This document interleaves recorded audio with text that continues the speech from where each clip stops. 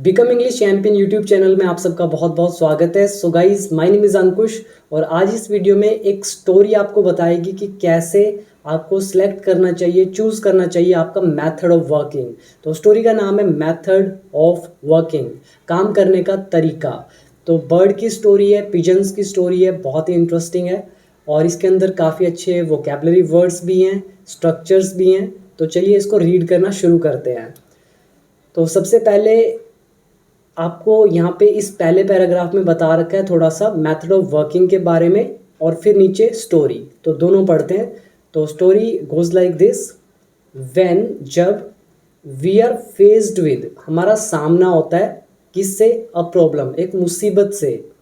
We have to find out, हमें खोजना पड़ता है। अ मेथड, एक तरीका। टू सॉल्व इट, उसको हल करने का।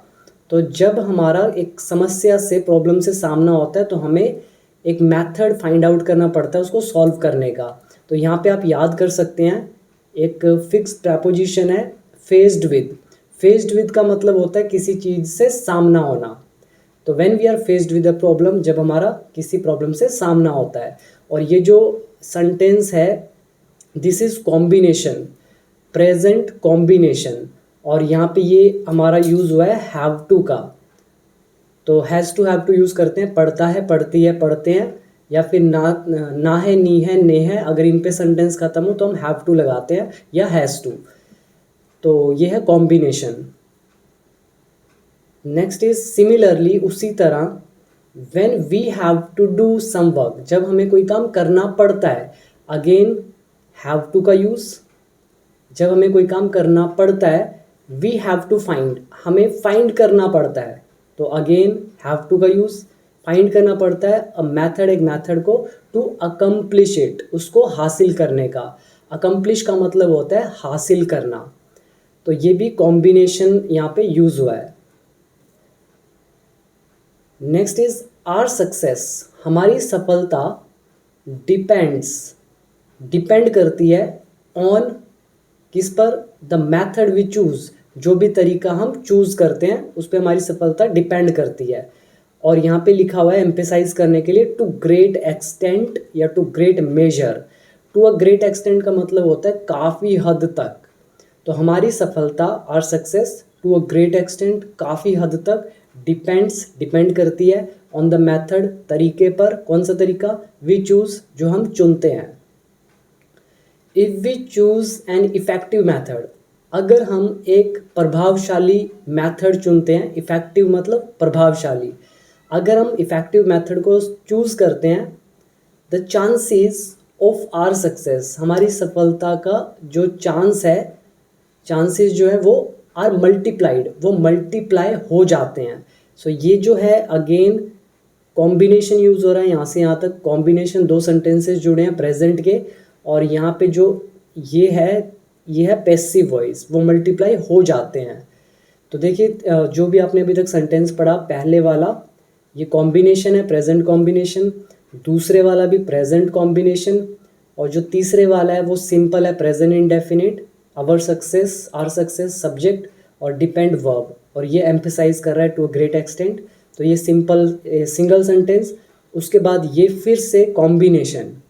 तो कॉम्बिनेशन का जो लेसन है वो है 90, 91, 92।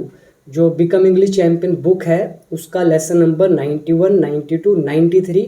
आप उसको पढ़ लीजिए बुक के अंदर। अगर आपको बुक बाय करनी है तो नीचे मैंने अपना लिंक दे रखा है, आप बुक बाय कर सकते हैं। और अगर आप पीडीएफ से पढ़ सकते हैं तो बेटर आप मेरे 1 ईयर कोर्स को ज्वाइन करें।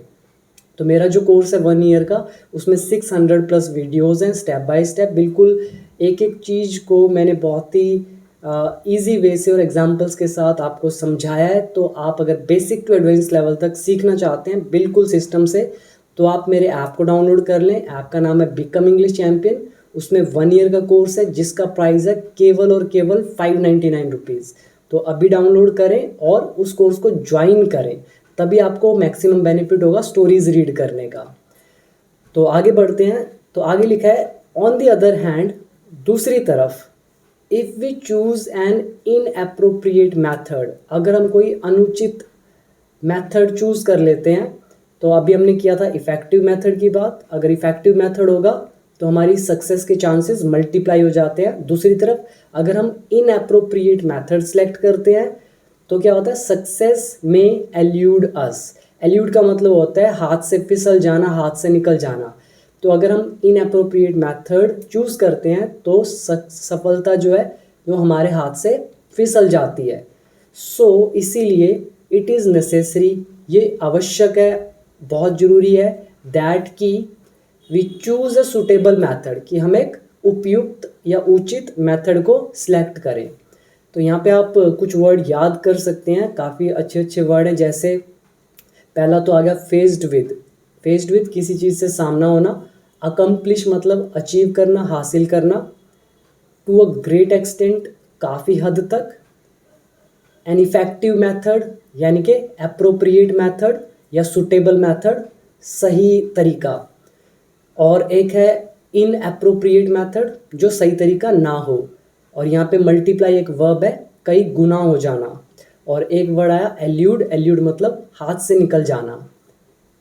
तो आई होप समझ में आ रहा होगा आपको।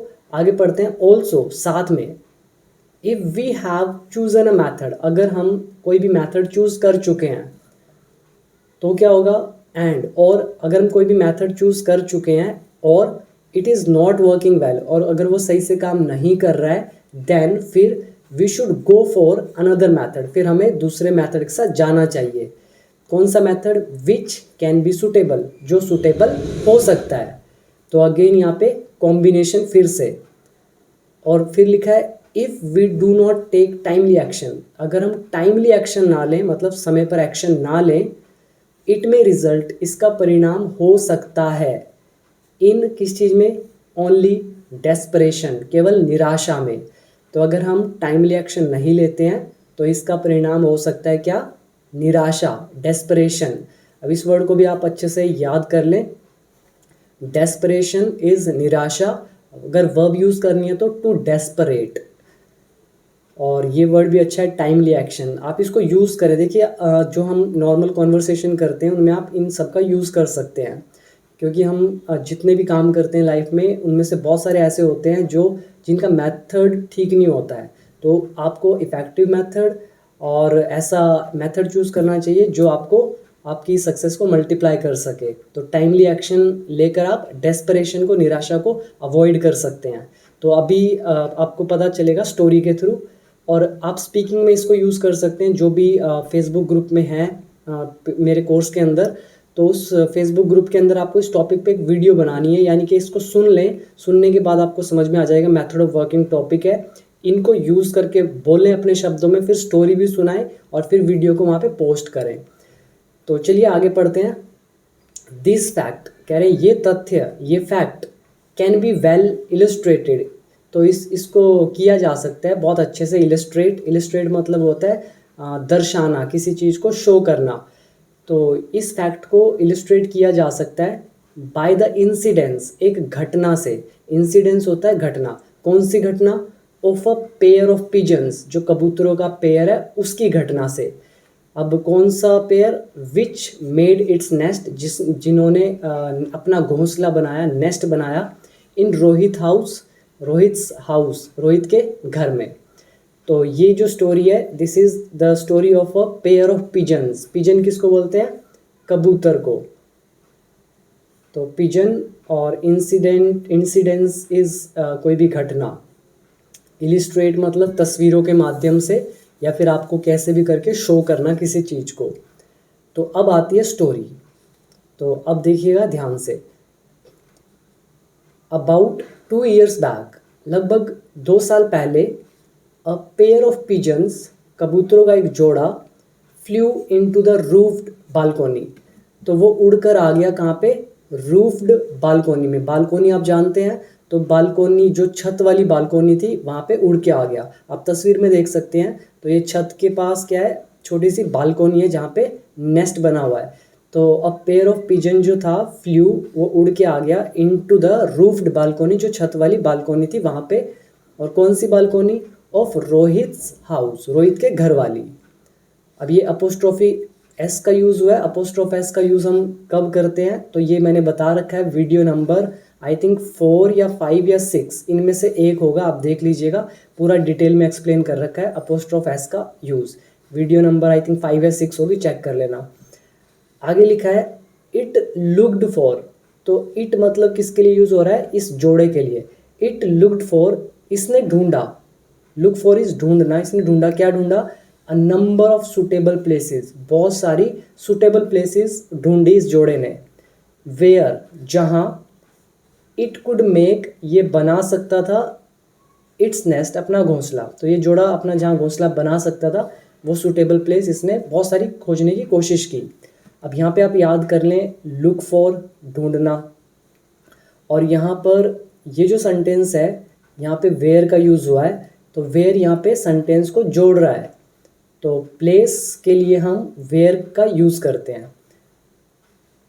तो इसके बाद उसने बहुत सारे सुटेबल प्लेसेस ढूंढे जहाँ, where it could make its nest, जहाँ पे वो अपना घोंसला बना सके, सका, सकी, सके में हम कुड लगाते हैं।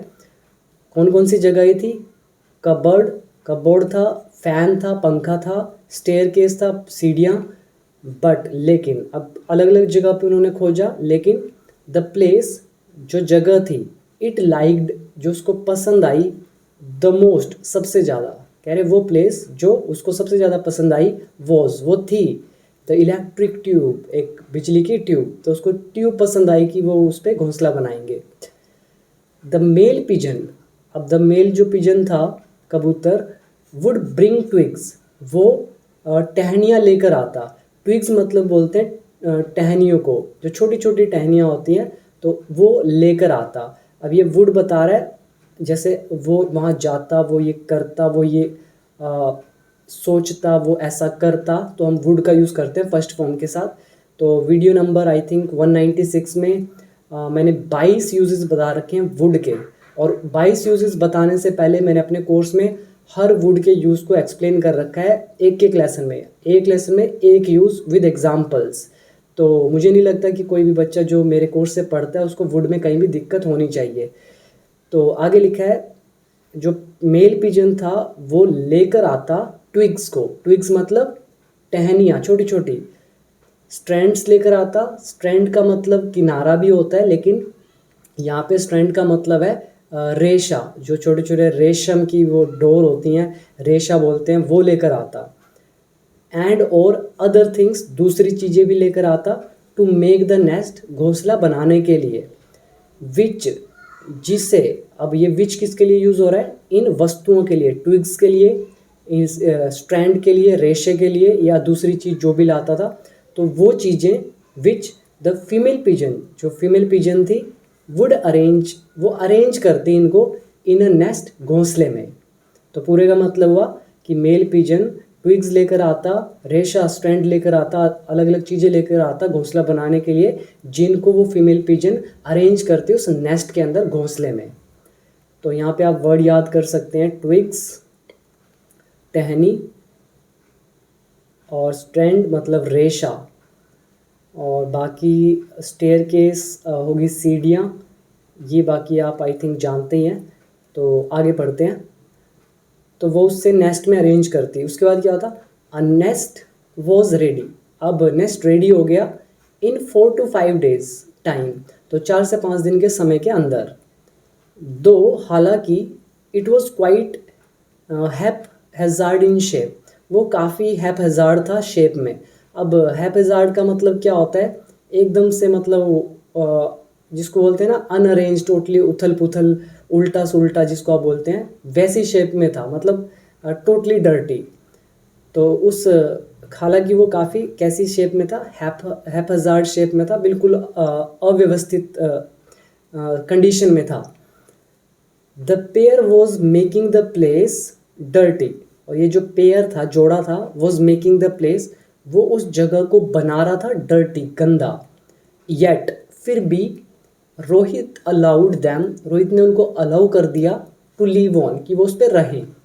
तो रोहित ने उनको अलाउ कर दिया उस पर रहने के लिए, घोंसले के ऊपर, वो उसके अंदर नहीं रहते हैं, घोंसले के ऑन रहते हैं, इसलिए लीव ऑन।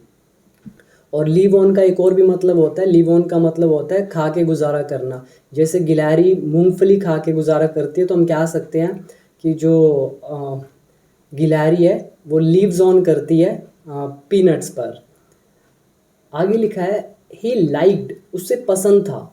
अब ही मतलब रोहित को, ही लाइक्ड टू वॉच, उसको देखना पसंद था। किसको? दैम, उन्हें। किसको? दैम कौन? पेयर ऑफ पिजन, उस जोड़े को। फ्रॉम हिज रूम, अपने रूम से, वो उनको देखता था अपने रूम से, बिकॉज जो रूफ्ड बालकोनी थी वहाँ पे उन्होंने घोंसला बनाया था, तो उसको पसंद था।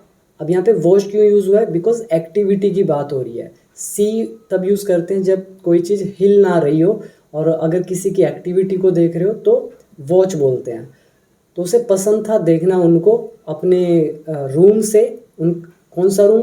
विच ओपनड इनटू द बालकोनी, जो बालकोनी में खुलता था। आप इमेज में देख सकते हैं। इन अ फ्यू डेज, कुछ दिनों में, the female pigeon laid eggs, उस फीमेल पिजन ने अंडे दिए। ले एग्स का मतलब होता है अंडे देना, ले की सेकंड फॉर्म होती है लेड, तो उसने अंडे दिए। अब ले क्यों यूज़ हुआ है? बिकॉज वो नीचे लेटाती है, अंडों को रखती है, उसको बोलते हैं ले करना। तो उसने अंडे दिए। Both parents used to hatch eggs in turn, कह रहे हैं दोनों पेरेंट्स यूज्ड टू हैच, वो हैच किया करते थे, यानी कि अंडों को सेका करते थे। हैच का मतलब क्या होता है? अंडों पे बैठते हैं जब जो पक्षी उन पे बैठते हैं ताकि उनको गर्माहट मिले और वो अंडे से उनके जो भी बच्चे होते हैं वो बाहर निकल आए, तो उसको बोलते हैं हैच करना।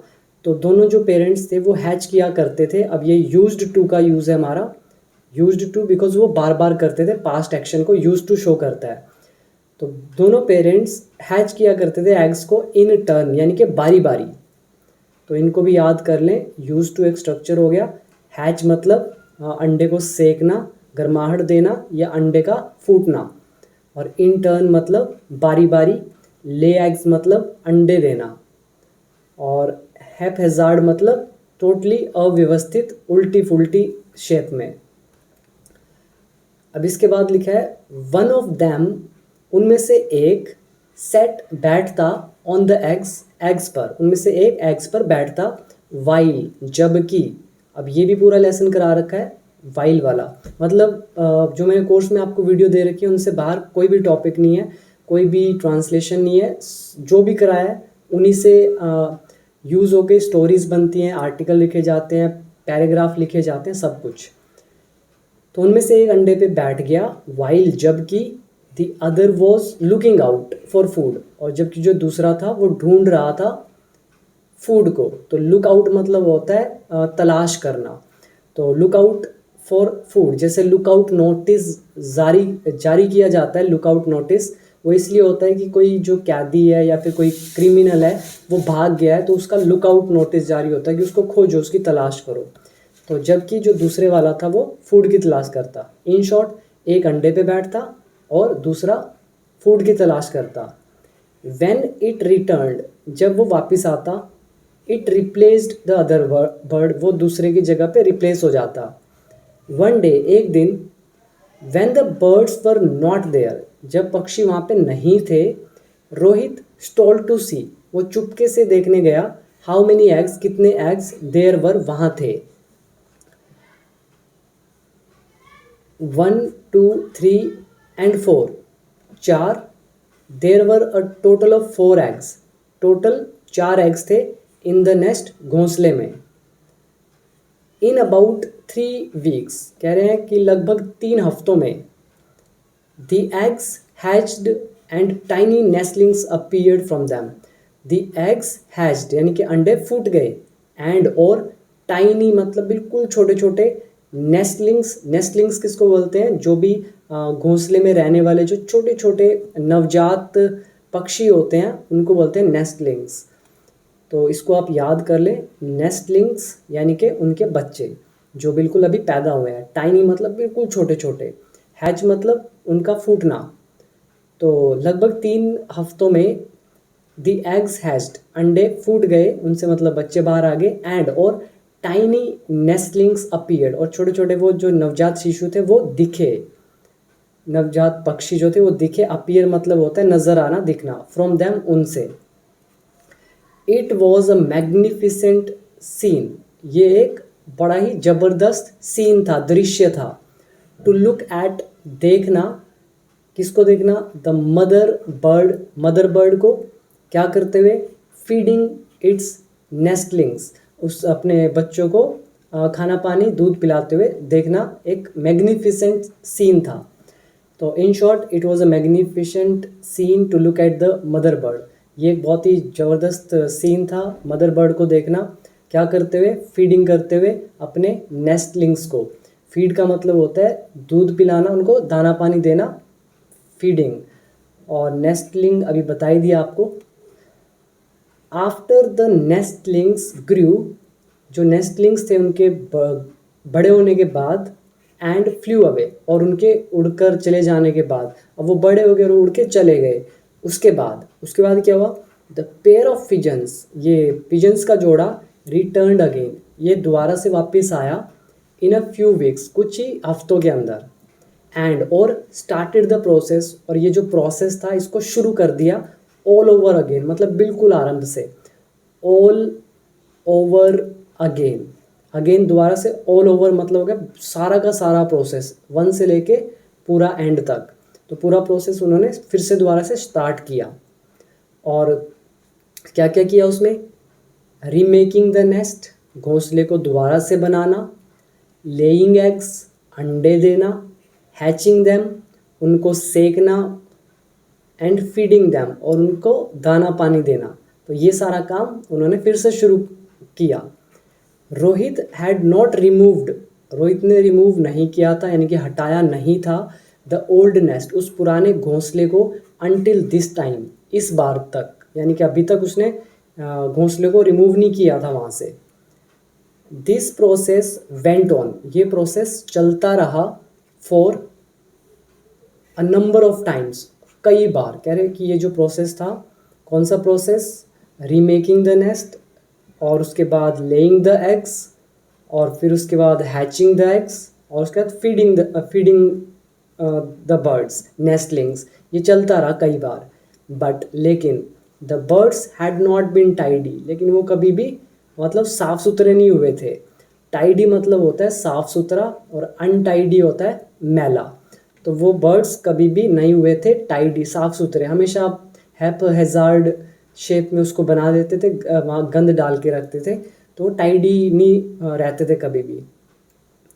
दे ऑफन थ्रू डाउन, वे अक्सर, ऑफन मतलब अक्सर, दे ऑफन थ्रू, वो अक्सर फेंक देते नीचे, डाउन द ट्विग्स, उन टहनियों को, हेयर एंड देयर, यहाँ वहाँ, ऑल ओवर द बालकोनी, पूरी बालकोनी में। समटाइम्स, कभी कभी, दे वर केयरलेस इनफ, वो इतने केयरलेस थे, ड्यू टू विच, जिसकी वजह से, एग्स फेल, अंडे गिर जाते, on the floor and broke, जमीन पर और टूट जाते। देयरफॉर, इसीलिए, Rohit made a wooden nesting house, तो रोहित ने बनाया एक लकड़ी का, यानी कि wooden nesting house. Nesting house मतलब एक ऐसा घर जिसमें घोंसला बनाया जा सके, तो वुडन नेस्टिंग हाउस उसने बनाया, फॉर द बर्ड्स, पक्षियों के लिए। क्यों बनाया? सो दैट, ताकि, they might have a secure house, ताकि उनको एक सुरक्षित हाउस मिल सके। माइट यहाँ पे शो कर रहा है संभावना को, और हैव मतलब पास में होना, दिस इज वर्ब की फर्स्ट फॉर्म।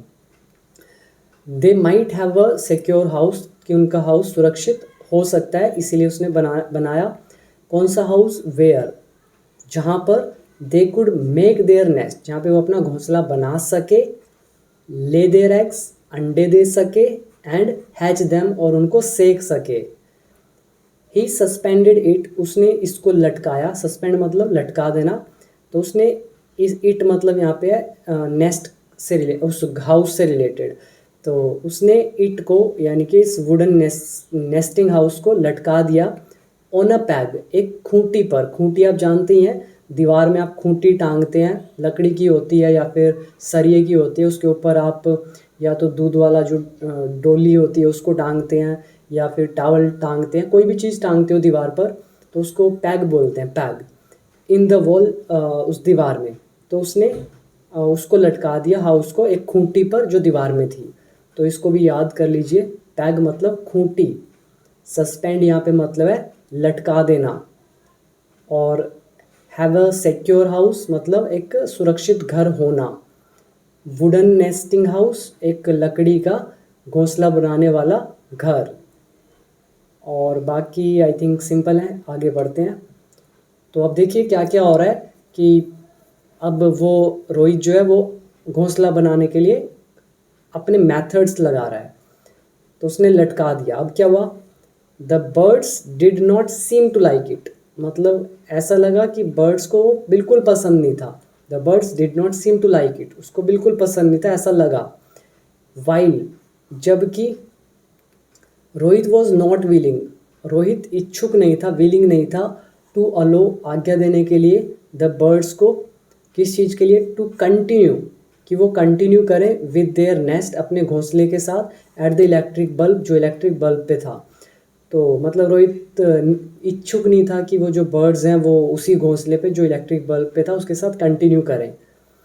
सो इसीलिए ही रिमूव्ड इट, उसने उसको रिमूव कर दिया, द डे उस दिन, when it was not occupied जब वो ऑक्यूपाइड नहीं था, मतलब वहाँ कोई भी नहीं था, बाय एनी बर्ड किसी भी पक्षी के द्वारा, या नेस्टलिंग्स के द्वारा, या नवजात जो शिशु बच्चे थे पक्षी उनके द्वारा।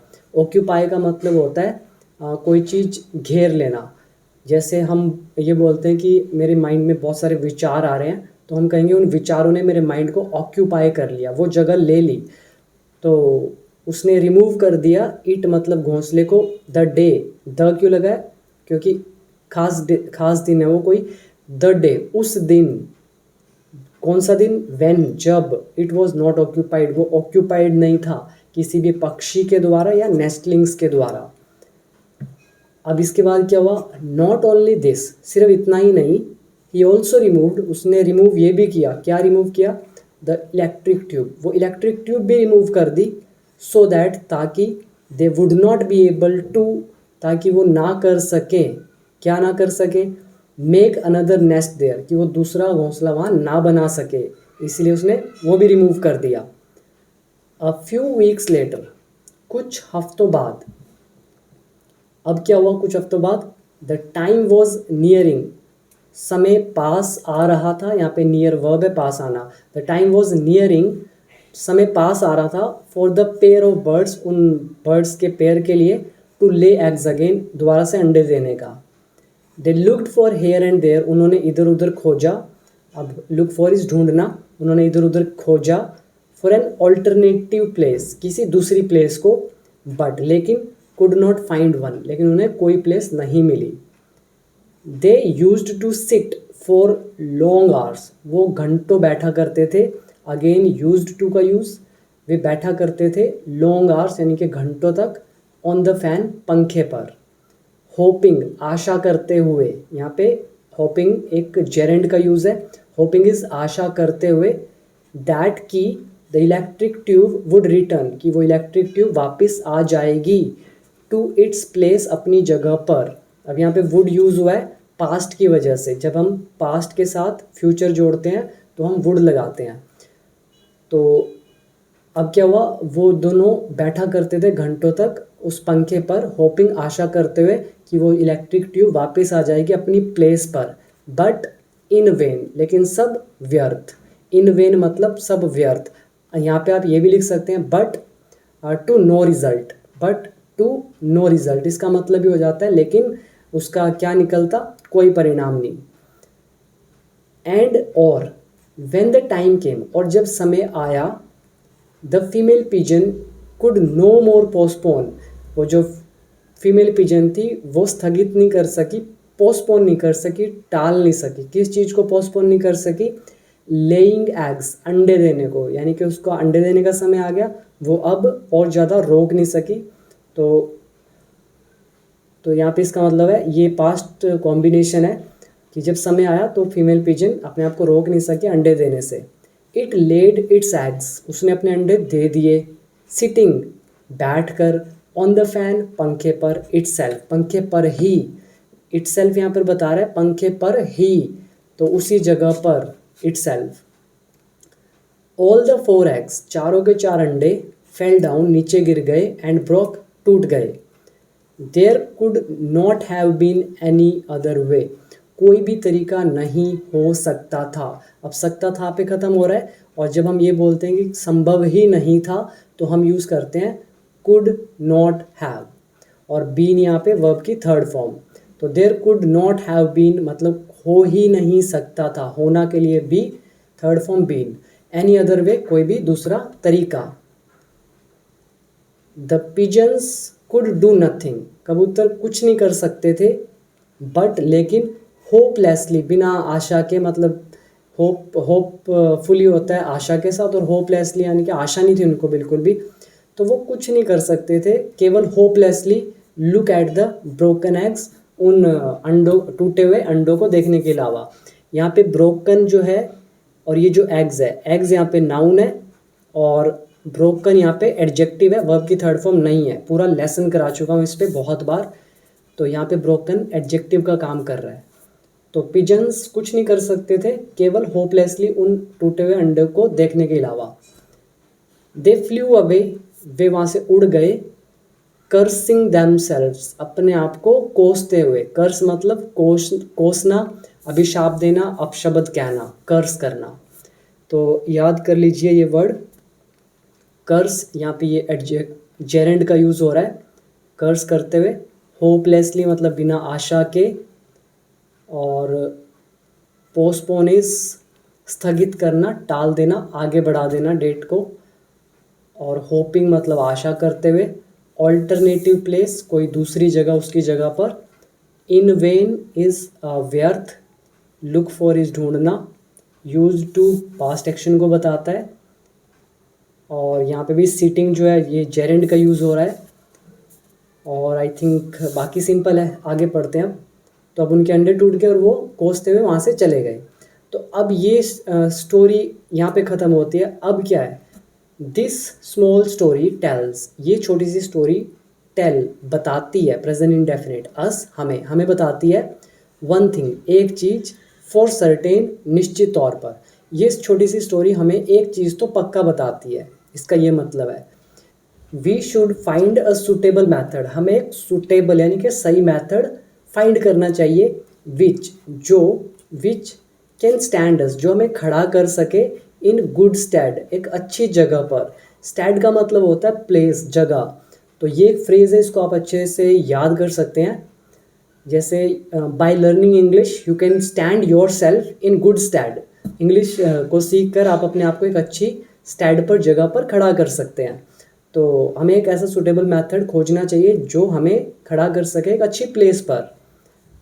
एंड इन केस, और अगर ऐसा होता है, इन केस मतलब एक स्थिति बताते हैं, in case this method is not working, अगर वो मेथड आपके लिए काम नहीं कर रहा है प्रॉपरली, सही से, वी शुड लुक फॉर, हमें खोजना चाहिए, एन ऑल्टरनेटिव मैथड, दूसरा कोई उसकी जगह पर method. If we keep waiting, अगर हम वेट करते ही रहें, ये कीप ऑन का लेसन है हमारा, अगर हम वेट करते रहें, वेनली मतलब व्यर्थता से।